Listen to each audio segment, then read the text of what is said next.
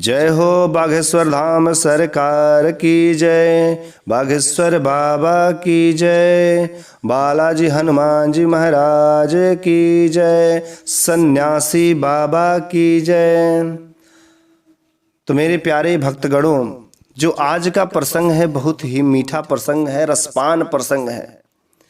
आप इसे सुनेंगे दिल खुश हो जाएगा, अपने हिंदुत्व पर गर्व होने लगेगा। यदि आप हिंदू हैं, यदि आप सनातन धर्म को मानते हैं, तो यह वीडियो आपके लिए बहुत ही जरूरी है।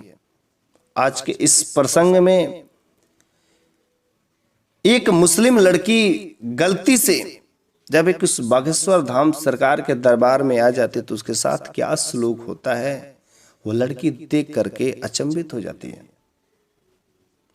अचंभित हो जाती है, ऐसा चमत्कार क्या हिंदुत्व में, ऐसा चमत्कार क्या सनातन धर्म में, ऐसा चमत्कार केवल बागेश्वर धाम सरकार के दरबार में ही हो सकता है और कहीं नहीं हो सकता है। तो एक बार की बात है, एक पंडित जी थे। पंडित जी, उनका छोटा सा परिवार था। छोटा सा परिवार था, एक लड़का था और उनकी पत्नी। पंडित जी बागेश्वर धाम के बहुत बड़े भक्त थे। बराबर उस बागेश्वर धाम सरकार के दर्शन किया करते थे, जाया करते थे। और वह पंडित जी थे, पुजारी थे। उनके घर के बगल में एक मंदिर था, वह उस मंदिर के पुजारी थे।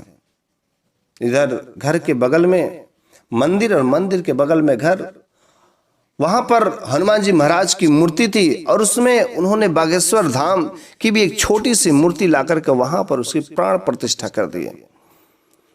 अब बागेश्वर धाम के चरणों में हमेशा लिपटे रहते हैं। दिन भर जब समय मिलता तो उनके दरबार में चले जाते हैं और जो कुछ भी कहना रहता था सब कुछ कहते। लेकिन उनकी कृपा से उनका घर में किसी प्रकार की कोई कमी नहीं होती थी। जितना भी मिलता था उतना उनको खाने के लिए पर्याप्त था। सब कुछ के उनकी जितने भी इच्छाएं थी सब पूरी होती थी। बहुत ही सुखी सुखी परिवार चलता था उनका। लेकिन एक दिन हुआ क्या, एक दिन जब सुबह सुबह जैसे ही मंदिर का दरवाजा खोलते हैं तो वहां पर क्या देखते हैं, अचंभित रह जाते हैं। वहां पर देखते कि एक लड़की चादर में लिपेटे हुए काफी दीन दुखी स्थिति में वहां पर दरवाजे पर पड़ी हुई है। उसके चेहरे पर काफी निशान है, इधर उधर मार के निशान है, इधर खरोंच है। आखिर कौन सी लड़की है, और वो भी वहां पर आकर के मूर्छित अवस्था में पड़ी हुई है। और पुजारी उस लड़की को उठाते हैं, लेकिन वो तो मूर्छित अवस्था में थी, नहीं उठी। एक बार कोशिश किया, नहीं उठी। उसके ऊपर पानी के छींटे मारे। जब पानी के छींटे मारे तो वह लड़की उठी। तो पूछे, तुम कौन हो? वह बोली कि मैं बहुत दुखियारी हूं, मेरे को बहुत कष्ट है, मेरे को लोग मारने के लिए कोशिश कर रहे। प्लीज पुजारी जी, कृपया आप मुझे बचा लीजिए, शरण दे दीजिए। चूंकि पुजारी बाबा बागेश्वर धाम का भक्त था, बिल्कुल दया पात्र था, और वह पुजारी ने बिना कुछ पूछे उस लड़की को अपने घर में शरण दे दिया। वह लड़की धीरे धीरे घर में रहने लगी। इधर वह पुजारी बागेश्वर धाम की पूजा करता, मन में लगा रहा था। लेकिन धीरे धीरे वो लड़की इस कारनामे को देख करके उसके भी अंदर धीरे धीरे बागेश्वर धाम के तरफ उसका मन मुड़ने लगा। वह भी धीरे धीरे उनकी उपासक होने लगे, उसको अच्छा लगने लगा। एक दिन पुजारी की पत्नी ने कहा, उस पंडित की पत्नी ने कहा कि घर में नौजवान लड़की है, अगल बगल के लोग बहुत कुछ कह रहे हैं, क्यों ना हम लोग अपने बड़े लड़के से इसकी शादी कर दी जाए। ये लड़की बहुत नेक है, बहुत ही अच्छी है। वो लड़की अपने साथ में एक गट्ठर लिए हुए रहती है, और जहां भी जाती एक लाल कपड़े में गट्ठर लेकर के हमेशा रहती थी। कहीं पर भी जाती लाल कपड़े का गट्ठर लेके जाती थी। उस गट्ठर को बहुत ही सेफ रखती थी। तो जैसे ही उस पंडित की पत्नी ने कहा कि अपने बेटे से शादी कर ली जाए, उन दिनों पंडित का बेटा और उस लड़की जो घर पे रहने लगी थी, दोनों में प्रेम भी हो गया था। पंडित ने अपने बेटे से कहा, बेटे क्या तुम उस लड़की से शादी करना चाहोगे? उस लड़के ने कहा, हाँ पिताजी, यदि आप राजी हैं तो मैं उसको पसंद करता हूं, मैं शादी कर लूंगा। पंडित की पत्नी ने पूछा उस लड़की से, बेटी क्या तुम मेरे बेटे से शादी कर लोगी? वो लड़की शर्मा गई और मुस्कुरा करके घर में चली गई और समझ गई कि हाँ वो राजी है। पंडित ने बड़ी धूमधाम से खुशी से उन दोनों की शादी कर दी। अब दोनों पति पत्नी रह गए। अब घर के बगल वाले, मोहल्ले वाले कभी कहीं कुछ नहीं, कोई प्रकार की बातें चित नहीं चलती, क्योंकि अब तो पति पत्नी हो गए। लेकिन एक दिन हुआ क्या कि जब वह अपने पति के साथ कमरे में थी तो वह अपने साथ में एक गट्ठर लिए हुए थी। तो जब गट्ठर लिए हुए थे तो उसके पति ने देख लिया, एक गट्ठर क्या है, उसको जा रहे थे खोलने, लेकिन वो कही कि नहीं, इसे मत खोलिए, आपको मेरी कसम इसे कभी मत खोलिएगा। चूंकि वह लड़का था अपनी पत्नी से बहुत प्रेम करता था, वह नहीं चाहता था कि मेरे किसी कारण इसके मन को दुख हो। वह कहा कि यदि तुमको इस गट्ठर से खुशी मिलती तो तुम खुश रहो, मैं कभी नहीं खोलूंगा इस गट्ठर को। लेकिन यह कारनामा चलता रहा, घर में सब सुख शांति से चल रहा था। एक दिन उस लड़की की तबीयत बहुत ज्यादा खराब हो गई। जब तबीयत खराब हो गई तो वह लड़का, पंडित की पत्नी, सभी लोग बेताब हो गए, आखिर मेरी बच्ची का तबीयत कैसे खराब हो गया, मेरी प्यारी सी लड़की का तबीयत कैसे खराब हो गया। उसको बहू नहीं मानते थे, उसको अपनी बच्ची मानते थे।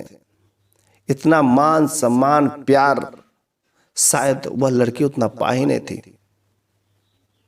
वह खुशी से पागल, कितना प्यार कभी नहीं मिला मेरे को। धीरे धीरे उस लड़की का प्रेम और बढ़ता गया। एक दिन वह लड़का देखा कि मेरी पत्नी आधी रात को उठ करके कहीं जाती है, वह गट्ठर लेती है और उस गट्ठर को ले करके वह आधी रात को कहीं जाती। एक दिन देखा, 2 दिन देखा, लेकिन हो सोचा कुछ जरूरी काम हो, लेकिन ये काम डेली का चलता रहा। जब डेली का चलता रहा, एक दिन उस लड़के ने सोचा आज मैं अपनी पत्नी का पीछा करूंगा कि देखे करती क्या है। तो जैसे ही वह रात को उठती और जाती है तो वह लड़का था तो उसका पति उसके पीछे पीछे जाने लगता है। वह एक पुल के पास एक नहर पर जाती है और उस गट्ठर को खोलती है और वहां से कुछ टुटकी करके चली आती है, फिर से गट्ठर को लेकर चली आती है। उस दिन वह लड़का देख लेता है, कहता तुम यहां पर क्या करने के लिए आती हो, क्या बात है, क्यों आती हो? तो वह लड़की कहती मैं तुम्हें सब बताऊंगी, घर पर चलो आराम से, किसी को मत बताना, मैं आपको सब बताऊंगी। घर पर आता है, वो लड़की रोते रोते सब कुछ बताना शुरू कर देती। कहती है कि मैं एक मुस्लिम लड़की हूं,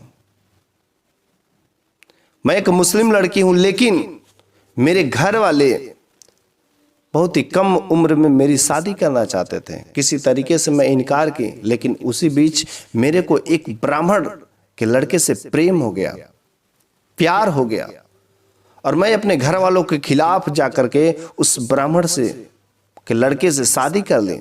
मेरे घर वाले पूरे रुष्ट हो गए, विद्रोह में आ गए। मैं अपना घर सब कुछ छोड़ करके उस ब्राह्मण के लड़की के पास चले गए। लेकिन 2 दिन 3 दिन वह मेरे को प्रेम करता, जानता, मानता, लेकिन उसके बाद से मेरे साथ गंदे गंदे कारनामे करने शुरू कर दिए। घर में दारू पी के रहता, शराब पी के, उधर ससुर जो अलग काम करता, सब गंदे घिनौने काम करते लोग। मेरे को पीटते, मेरे शरीर पर देखो काले काले दाग है, सब उसने मारा है, सब उसी के दाग है, धब्बे जलाए है। तो मैंने सोची थी कि मैंने बहुत गलत काम किया इस तरीके से शादी करके, कि ब्राह्मण जो होते हैं, पंडित होते हैं, बहुत ही खराब होते हैं। और इस कारण से मेरे अंदर जो है एक पंडित के खिलाफ एक बहुत ही मन में घिनौना बैठ गया था कि सभी ब्राह्मण ऐसे ही होते हैं। और एक दिन तो मेरे पति ने वहां पर जिस लड़के के साथ, जिस ब्राह्मण के साथ शादी हुई थी, उसने तो हद ही कर दिया, मेरे को ले जाकर के कोठे पर बेच दिया। अब मैं वहां से भाग भी नहीं सकती, भागना चाहूं तो भाग भी नहीं सकते। वहां पर और मेरे साथ घिनौने काम किए जा रहे थे। लेकिन मैं भागना चाहती थी लेकिन नहीं भाग सकती थी। लेकिन एक बार मेरे को मौका मिल ही गया था कि रात को मैं छत से कूद करके और मैं भागी। वहां से जब रात के समय भागी तो मेरे को एक औरत ने देख लिया। वो 3-4 लोगों को लेकर के पीछा तो की, लेकिन रात का समय था, मैं इधर उधर झाड़ी में छुप गई और जिसके वजह से छुपते छुपते छुपते यहां पर आए तो उसी समय इस भगवान का दरबार मेरे को नजर दिया और यहां पर आकर के मैं मंदिर में छुप गई और इस मंदिर में मेरे को कोई ना ढूंढा, भगवान ने मेरे को बचा लिया। और सुबह होते ही मेरी मुलाकात में मूर्छित अवस्था में पड़ी हुई थी, तुम्हारे पिताजी ने मेरे को जीवन दान दिया। अगर मेरे से कुछ गलती हुई हो तो मेरे को माफ कर देना, लेकिन इस परिवार में आने से पहले, चूंकि तुम भी पंडित ही हो, लेकिन यहां पर उस पुजारी और पुजारी की पत्नी अर्थात सास और ससुर का प्रेम मेरे को देख करके मेरे मन में बहुत ही सुख महसूस हुआ। यह क्या परिवार है, कितना आप लोग मुझे प्यार करते हैं, इतना प्रेम मैंने कभी देखी नहीं थी। तो इस कारण से मेरे मन में उस पंडित के खिलाफ एक मन में टोटके जग गए थे, जिसकी वजह से मैं रोज नहर पे जाते कुछ टोटके करते ताकि उसके परिवार का बर्बाद हो जाए। लेकिन अब नहीं जाऊंगी, क्योंकि ऐसा बागेश्वर धाम सरकार के दरबार में जाने से यदि मैं किसी के साथ अन्याय का काम करूंगी तो पक्का मेरे साथ अन्याय होगा। मैं किसी प्रकार का, मैं आपके सर पे कसम खाती हूं कि मैं ऐसा कोई काम नहीं करूंगी, अब कहीं नहीं जाऊंगी, मैं गट्ठर को फेंक दूंगी। और ऐसा कह करके कहता कि यदि आपको मेरी बातों पर भरोसा है तो मैं आपकी पत्नी बनने के लिए तैयार हूं, नहीं तो आप भी मेरे को लात मार दीजिए। और बेचारी रो करके बिलक करके कहती है, देख करके, चूंकि वह लड़का अपनी पत्नी से बहुत अधिक प्रेम करता था, वह अपने पिताजी से, मम्मी से नहीं शेयर किया इस बात को, अपने ही जान करके उस पत्नी को, उस लड़की को गले से लगा लिया और समझ गया था कि वह अब मेरी वाली हो गई है, मेरे से वह भी प्रेम करती है। वह लड़की कही कि मैं भले ही एक मुस्लिम लड़की हूं, लेकिन मैं अब कभी मुस्लिम नहीं बनूंगी। मेरे को इस बागेश्वर धाम की सरकार पर भरोसा हो गया है, इनमें बहुत कृपा है, इनके परिवार में, इनके दरबार में जो जाता है बहुत ही दया पात्र हो जाता है।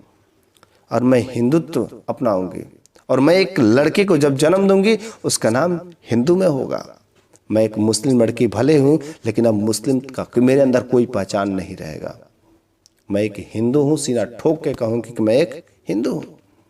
और मुस्लिम लड़की हिंदुत्व में आ जाती है बागेश्वर धाम की कृपा से, और अब उसके साथ सब कुछ अच्छा होने लगता है और फिर से वह परिवार खुशी खुशी रहने लगता है।